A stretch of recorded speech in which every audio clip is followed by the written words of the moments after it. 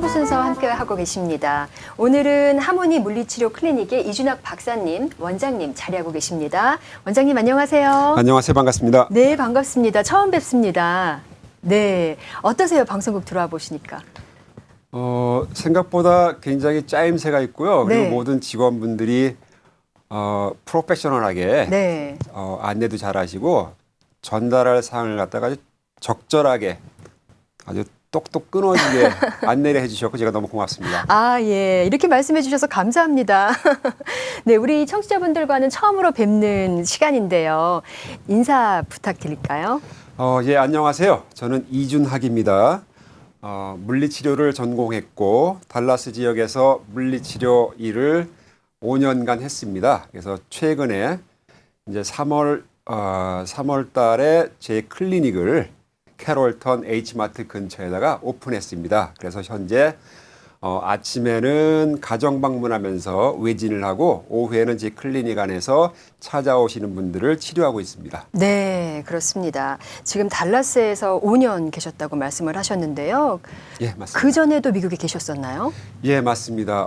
미국에 온 이유가 공부를 하기 위해서 유학생으로 왔고요. 네. 처음에 공부는 사실 다른 거를 했습니다. 아, 예. 예, 노화생화학이라고 사람이 이제 25세 이후에는 성장과 발달을 멈추고 늙기 시작합니다. 그렇죠. 그래서 노화되는 과정에서 오는 여러 가지 질병이라든가 또 수명의 문제를 과학적으로 연구하고 해결책을 마련하는 그런 공부를 했습니다. 네, 그 공부를 하기 위해서 미국에 오셨고요. 맞습니다. 네. 자, 그러면은 다른 주에 계시다가 또 그 다음에 달라스로 오신 건가요? 예, 맞습니다. 그러니까 처음 미국에 입국했을 때는 일리노이로 왔습니다. 네. 일리노이에서 어학을 하면서 부랴부랴 힘든 네. 어학 과정을 마치고 이제 어드미션을 유니버시티 오브 플로리다, 네. 플로리다 대학에서 제가 원하는 전공 쪽에 선생님한테 받고 글로 이주해서 그 공부를 했습니다. 네. 그렇다면 플로리다에서 달라스로 오셨는데요. 사실 장거리고 완전 다른 주인데 어떤 계기가 있을 것 같아요?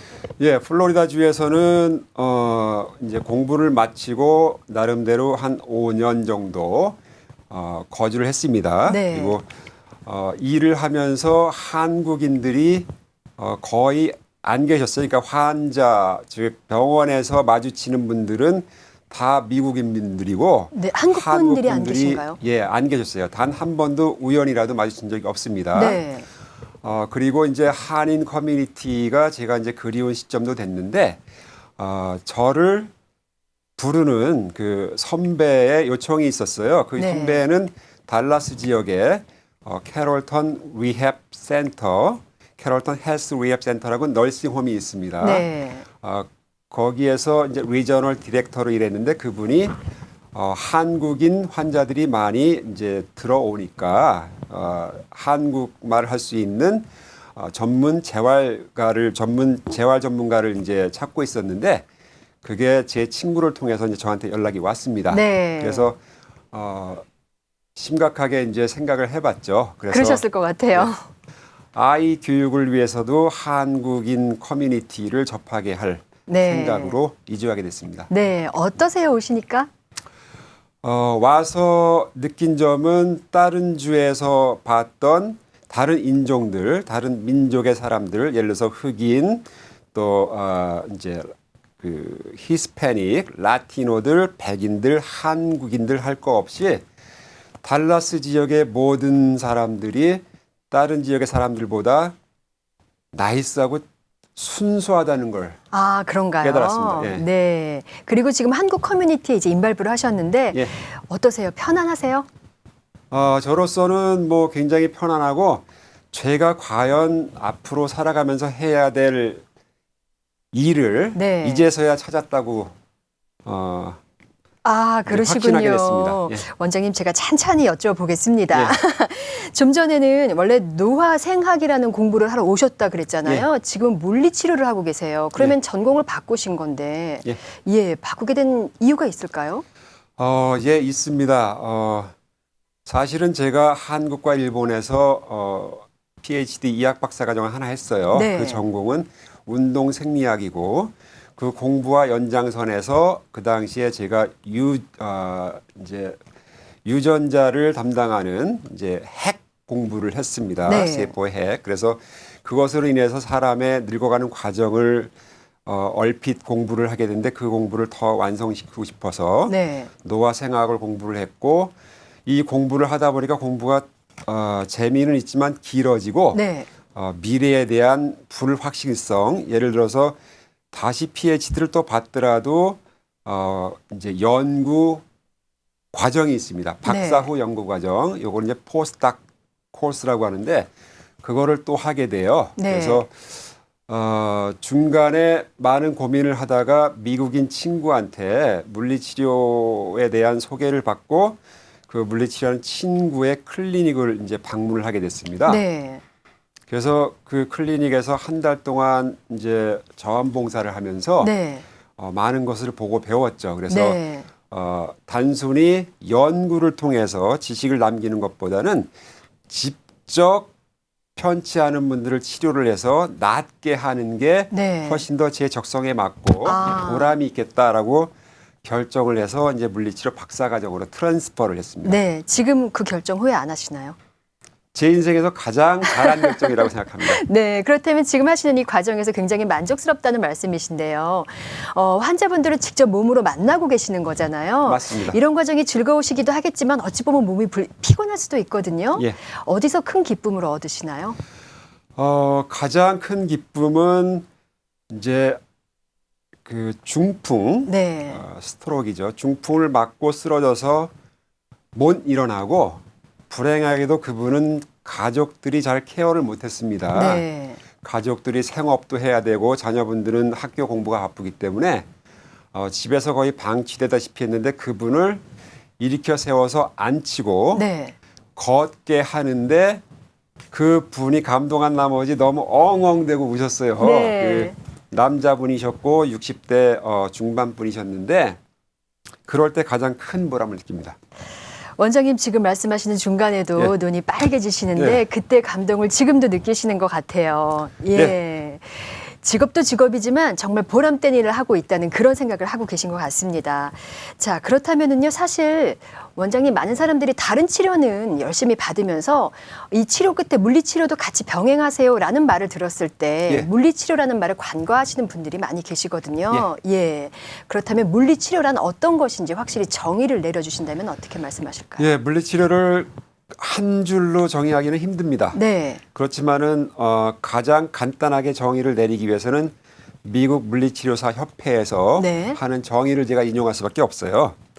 자, 미국 물리치료사 협회에서 2000년도에 정의하기를 물리치료는 최적의 신체 기능을 네. 회복, 유지, 증진시키기 위해서 이미 확립된 이론과 과학적인 기반을 광범위하게 임상적으로 적용하는 전문직으로 네. 정의하고 있습니다. 그렇군요. 좀 장황스러운데 조금 더 요약을 하면은 과학적인 우리가 그 에비던스 베이스드 프랙티스라고 합니다. 네. 증거에 입각한 치료를 통해서 필요한 사람한테 그 효과를 이제 입증하는 네. 그런 전문직이라고 보면 됩니다. 그렇습니다. 좀 전에 정의 말씀하실 때 최상의, 최적의 신체 기능이라고 말씀을 하셨는데 그렇다면 대상이 환자라든지 아니면 그렇게 몸을 못 쓰는 분들에게 국한된다는 말이 아니세요. 그렇죠? 예, 맞습니다. 예를 들어서 건강하지만 물리치료가 필요한 분도 있습니다. 네. 그분들은 뭐냐면은 운동선수, 네. 예를 들면 달라스에 추신수 선수가 있습니다. 네. 또 양용원 프로라든가 최경주 프로 같은 분들이 계십니다. 이분들은 정상적인 생활을 유지하는데 아무런 불편함이 없지만은 이분들은 세계 최고의 선수들과 경쟁을 해서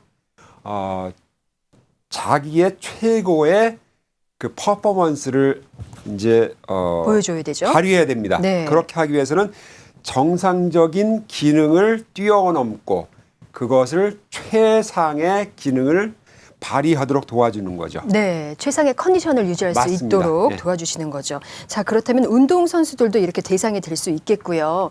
제가 이 얕은 지식으로 알기는요, 원장님, 보통 우리 교통사고 나고 나면은 예. 물리치료 받으라고 얘기를 하잖아요. 예. 그게 가장 광범위하겠죠. 예. 네, 교통사고의 경우는 우리가 물리적으로 큰 충격을 받습니다. 네, 그래서 정신적인 스트레스도 받고 신체적인 스트레스도 받습니다. 그래서 교통사고를 당한 분을 위해서 하는 물리치료는 첫 번째는 통증을 덜어드리는 일, 네, 두 번째는 신체적인 기능을 네. 다시 회복해서 그 전에 직장으로 무사히 돌려보내거나 네, 또는 이미 퇴직한 분이면은 그 전에 일상생활로 되돌려 보내는 일을 네, 저희들이 재활이라고 재활. 부릅니다. 네, 네. 기능을 약간 손상하신 분들을 위한 재활이 있겠고요. 맞습니다. 그렇다면은 이렇게 신체적인 손상에만 물리치료가 필요한가요? 아니면 정신적인 것도 영향이 있을까요? 사실은 저희가 정신 건강 치료 전문가는 아닙니다. 네. 그렇지만은 신체와 정신은 떼놓고 생각할 수가 없습니다. 그렇죠. 자, 건전한 정신에 건강한 신체가 네. 깃든다고 했습니다. 그렇다면은 제가 치료하면서 정신적인 그 컨디션을 굉장히 중요하게 생각하는데 그 이유는 바로 환자와 치료하는 사람이 하나의 팀이 됐을 때 네. 그 팀이 시너지 효과를 발휘해서 가장 빠른 효과를 기대할 수가 있습니다. 네. 예를 하나 들면은요. 자, 제가 오늘도 치료를 했는데 이 분이 빨리 나아서 일상생활로 돌아가서 뭔가 경제적인 활동을 하려고 하는 의지가 전혀 없이 네. 시간을 좀 할 일 없이 소모를 하는 일에 익숙해 계십니다. 네. 그렇다면은 제가 치료하는 과정만 만족해 하시고 제가 치료하고 나서 또는 치료하기 전에 이제 부탁드리는 말씀이 있습니다. 그것은 제가 치료하러 오면은 몸을 좀 부드럽게 하기 위해서 몸을 따뜻하게 유지해 주십시오. 네. 핫팩을 대거나 뭐 온욕을 하거나 네. 그렇게 해주시면 제가 와서 치료를 할 때 굉장히 빠르게 진전을 이룰 수가 있습니다. 네. 또 하나는 치료 후에 제가 일주일에 2번 또는 3번밖에 못 오는데 나머지 시간은 혼자서 노력하셔서 더 빠르게 쾌유될 수 있으니까 네. 본인 분은 본인이 하시고 제가 할 분은 제가 최선을 다하겠습니다. 그야말로 한 팀이죠. 맞습니다. 그래서 우리는 팀워크가 맞아야 되는데 네. 정신적으로 건강하지 못하신 분, 의욕이 떨어지거나 동기부여가 안 되는 분은 참 힘듭니다. 네. 그래서 주로 정신이 맑거나 의욕이 높은 분들, 네. 이런 분들은 물리치료가 잘 이루어집니다. 예, 효과가 극대화되겠습니다. 맞습니다. 자, 우린 이렇게 해서 물리치료란 어떤 것인가 그 대상에 대해서 알아봤는데요. 자, 원장님 이렇게 재활을 하실 때도 또 어떤 상황에서도 원장님과 환자는 팀이다 이런 말씀을 해주셨어요. 그런데 궁금한 게요. 왜 요즘에 우울증이 참 많죠. 정신적으로도 힘들다. 어찌 보면 정신적인 데미지다 말씀을 할 수가 있을 텐데 이런 분들에게도 물리치료가 효과가 있을까요? 예, 그분들도 물리치료가 이제 필요합니다. 네. 자, 우울증의 경우는 주로 어느 한 곳에 그 생각을 집중하고 반대로 일상생활에 대한 관심을 끊어버리는 경우가 많아요. 네. 그렇기 때문에 그분들한테 공통적으로 나타나는 신체적인 특징은 네. 자세가 굉장히 안 좋습니다. 아, 예. 목과 어깨가 앞쪽으로 오그라들고 네. 그러면서 걸음걸이가 부자연스러워지고 자주 넘어지시죠. 네. 신체 활동이 부족하고 본인의 자세라든가 어떤 표정에 관심들이 없습니다. 네. 따라서 본인 스스로 자기를 케어할 수 있는 능력이 떨어지기 때문에 반드시 전문가들의 이제 치료를 받아야 됩니다. 네. 제가 한 가지 예를 들면 최근에 치료하신 분인데 네. 이분은 기억력도 좋으시고 어떨 때는 굉장히 합리적인 자기의 사고를 잘 말씀하시는데 어떤 경우에는 그 합리적인 사고를 못 하시고 똑같은 말, 자기가 옛날에 받았던 깊은 마음의 상처, 요거를 반복적으로 녹음기를 틀어놓듯이 말씀하시는 경우가 있었습니다. 네. 근데 이분의 경우가 이제 자세가 안 좋고 자주 넘어지니까 다칩니다. 네. 그래서 자세가 안 좋으면은 뇌로 가는 혈액 순환에 이제 방해를 받습니다. 네. 그래서 편도통 같은 통증을 호소하게 되고 목과 어깨에 항상 일정한 수준의 통증을 이제 호소하게 됩니다. 네. 또 허리도 마찬가지고 또 걷다가 넘어지면은 고관절 같은 대퇴골이 이제 많이 부러집니다. 네. 그래서 이분들 같은 경우는 기분을 전환할 수 있는 기회를 먼저 드려야 돼요. 네. 그래서 혼자서 오랫동안 계시는 것보다는 단체 생활에 그러니까는 단체 게임이라든가 스포츠 네. 게임이라든가 그 규칙에 잘 적응해서 다른 분들과 의사소통하는 기술을 익히고 그 의사소통을 즐기는 네. 그런 방법을 동원해야 됩니다. 그러니까 그것은 물리치료 전문가인 제가 직접 앉아서 해드릴 수는 없고 네. 저는 그분의 자세라든가 기능 또 넘어지지 않는 그런 균형 감각을 키워주고 힘을 키워지는 치료를 하지만은 네. 나머지 분들은 자녀분들이라든가 네.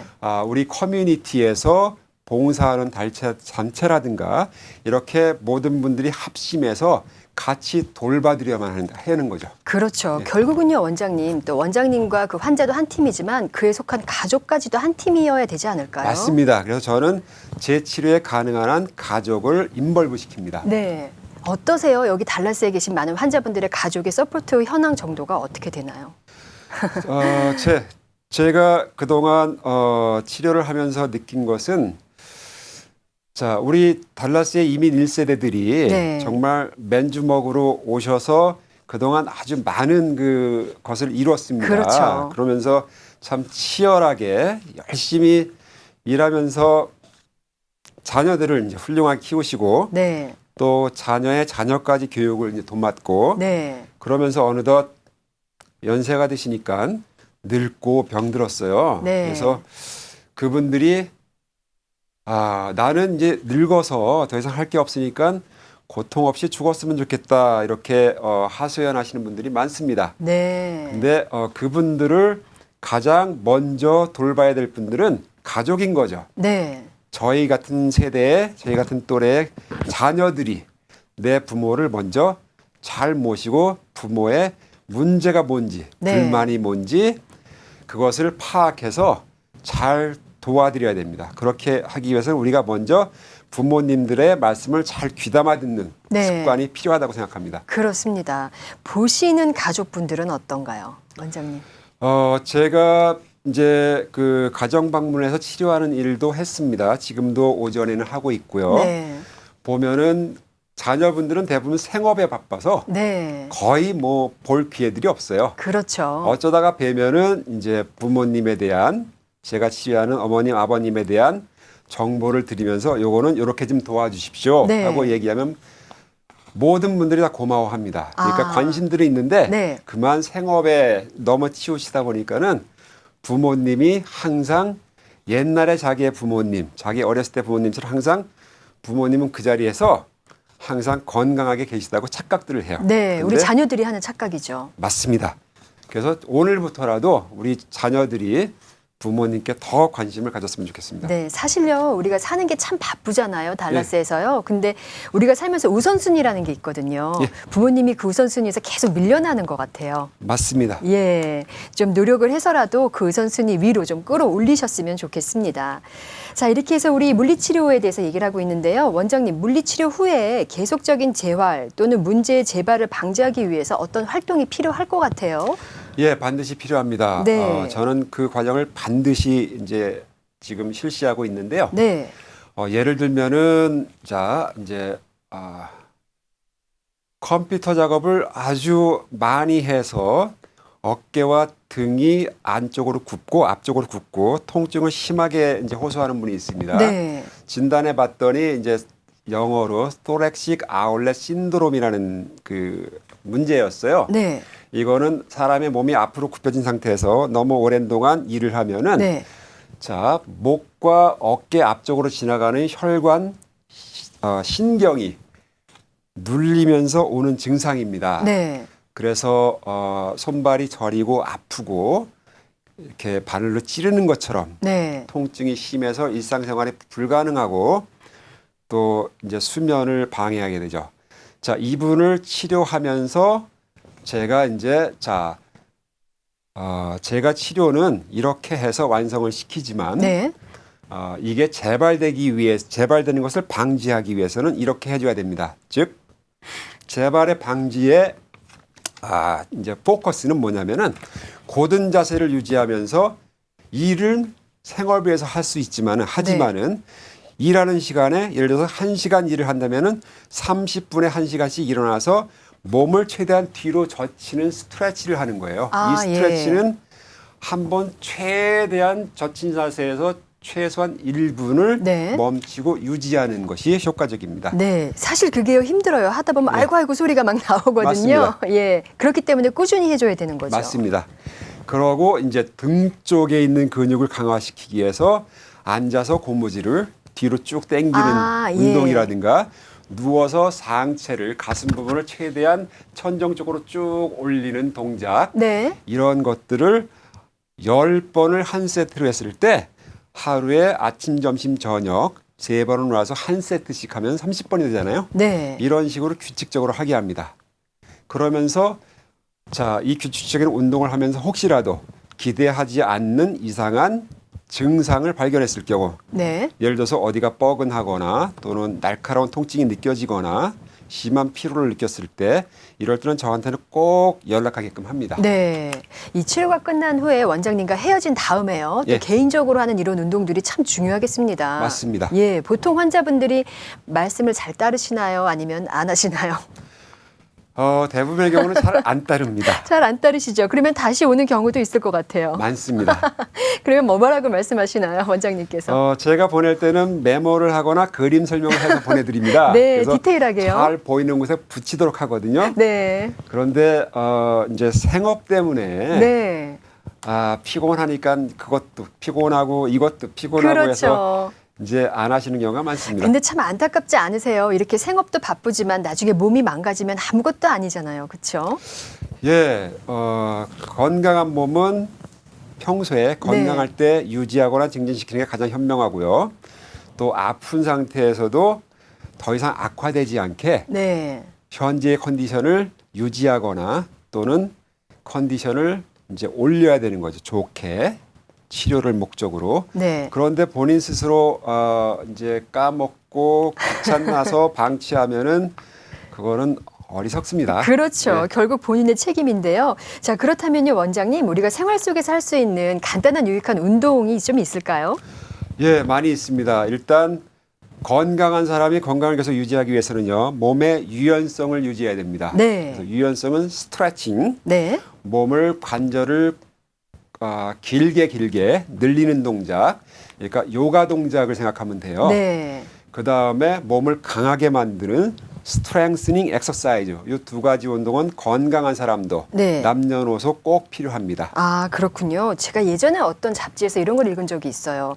그 몸의 노화는 유연성이 떨어지는 것과 비례한다. 맞습니다. 그런가요? 예. 자, 이렇게 스트레칭 운동 그리고 몸에 힘을 줄 수 있는 스트렝스 운동을 하시면 좋겠고요. 자, 이제 한 달에 한 번씩 저희 아침마당에 오셔서 청취자분들과 좋은 이제 말씀을 나누실 텐데요. 어떤 이야기를 주제로 하실 건가요? 예. 제가 지금까지 이제 일을 해오면서 아주 많은 얘기들을 듣습니다. 네. 그래서 그것을 이제 요약해 보면은 나는 어디가 아파요? 어떻게 하면은 혼자서 네. 자가 치료를 할 수 있을까요? 하는 내용들을 많이 들어요. 그래서 네. 혼자서 현재의 문제점을 스스로 극복할 수 있는 방법들에 대해서 네. 일단 그 체계화시키기 위해서 머리부터 발끝 순서로 네. 이제 진행하려고 합니다. 예를 들면 예. 편두통이 이제 머리에 해당되고요. 그렇죠. 또 이제 목의 통증, 등의 통증, 네. 어깨의 통증, 손발의 통증, 또 허리, 힙, 또 무릎, 발바닥 네. 이런 순서로 진행하려고 합니다. 그렇군요. 마침 저희 보이는 라디오도 진행이 되고 있으니까 이 동작도 여러분들이 훨씬 손쉽게 따라하실 수 있을 것 같습니다. 제가 모델이 됐으면 좋겠습니다. 네, 열심히 해주세요. 부탁드립니다. 예, 지금까지 하모니 물리치료 클리닉의 이준학 원장님이셨습니다. 원장님, 그럼 다음 달에 또 기대해 볼게요. 예, 감사합니다. 네, 감사합니다.